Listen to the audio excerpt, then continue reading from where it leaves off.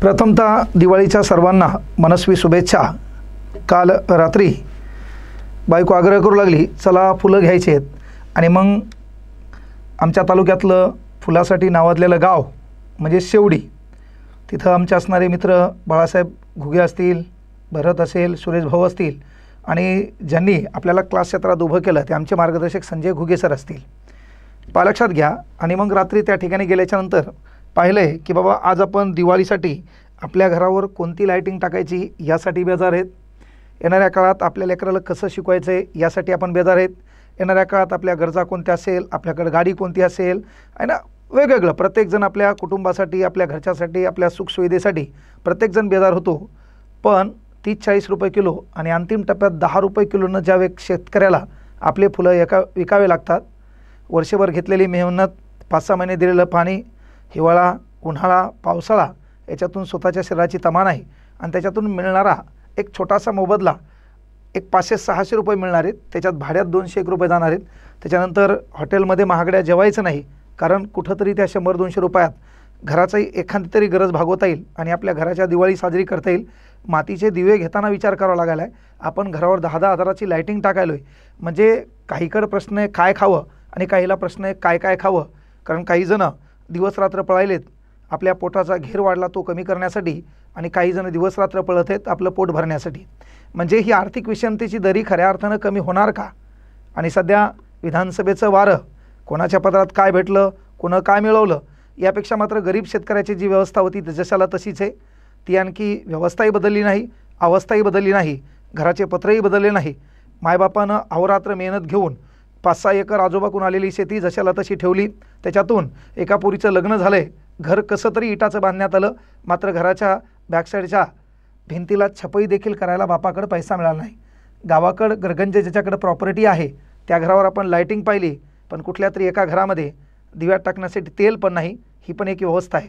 म्हणून देणाऱ्याने देत जावे, घेणाऱ्याने घेत जावे आणि त्या घेणाऱ्याची प्रवृत्ती आपल्याकडे यावी।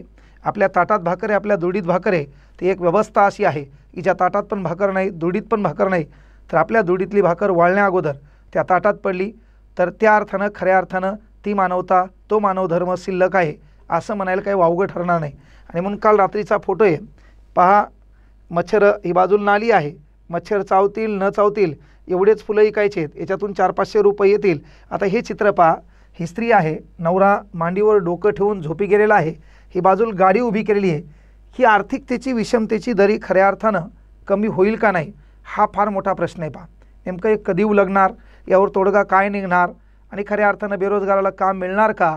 खऱ्या अर्थानं प्रत्येकाच्या घरामध्ये ती सुख समृद्धीची दिवाळी साजरी होणार का हा प्रश्न आहे। इथं शहरामध्ये गडगंज मोठमोठ्या इमारती, त्या इमारतीवर आपण लाईटिंग पाहिली, भव्य दिव्य कार्यक्रम पाहिला, मोठमोठ्या गाड्यांचं पूजन पाहिलं।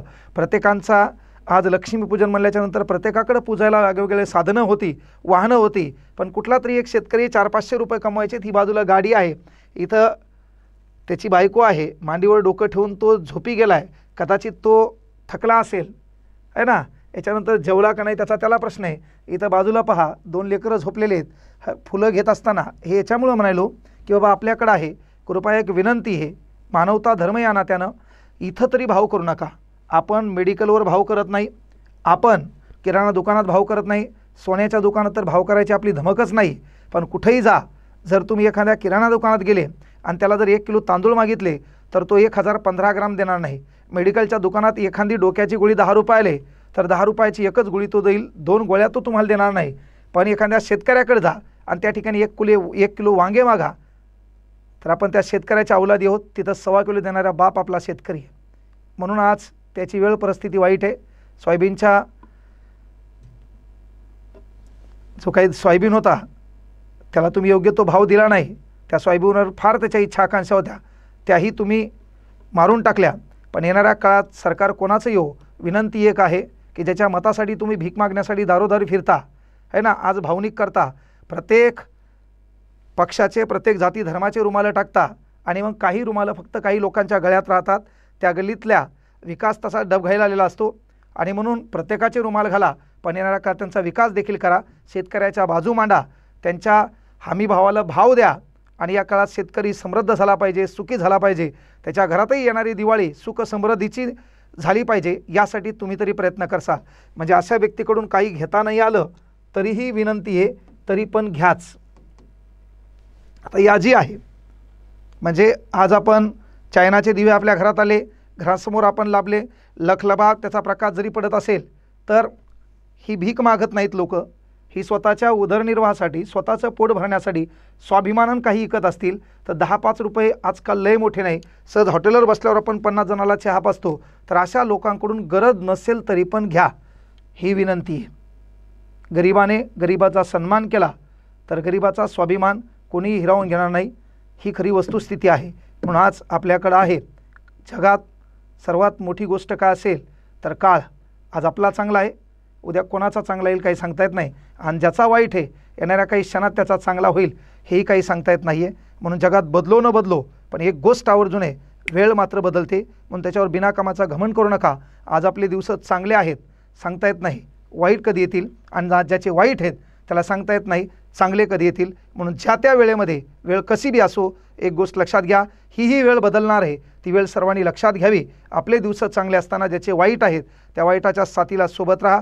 तुमचा जेव्हा वाईट दिवस येईल त्यावेळेस तीच लोक तुमच्या पाठीशी, तुमच्या समोर उभे राहतील. म्हणून जगाच्या कल्याणा आपल्यालाही जगाचं कल्याण करता यावं. आपल्याकडे काही करता येते, आपल्याला कोणाला देता येते, ईश्वराचे त्याच्यात आभार माना की आपल्याला देण्याचे हात दानत्व ईश्वरानं प्रदान केले. म्हणून प्रत्येकाची दिवाळी सुख समृद्धीची व्हावी, त्यासाठी कामगार असेल, मजूर असेल, शेतकरी असेल, जवान असेल, त्या प्रत्येकाला तुमच्याकडून काहीतरी सहकार्याची भावना आहे, ती भावना सदैव तुम्ही स्मरणात ठेवसाल हीच एक अपेक्षा. शेवटी कारण काही असो, बाकी जात पंथ धर्म राजकारण बिजकारण हे चुलीत जाऊ द्या, भारत माझा देश आहे. जय हिंद, जय भारत.